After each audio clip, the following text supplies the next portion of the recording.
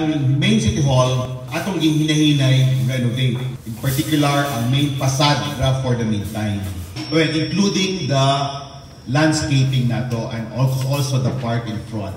Aside from that, isa po ni sa mga highlighted na city buildings nato or areas that will be lighted and part of the ceremonial lighting later on.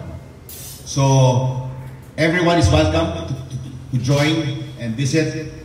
And to highlight, after those programs, there will also be the ceremonial lighting, which will coincide in all key areas, significant areas in the city, which would include our Tubod Bridge, our city main plaza, our art in the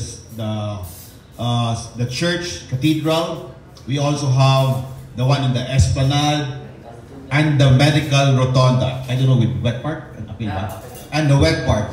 So simultaneously siya ipasiga nato ceremonially, and it will be capped by a fireworks display, a short fireworks display. So I hope this reaches our people, our constituents sa Iligan, for you to witness, makita ninyo. You could also join us in the City Hall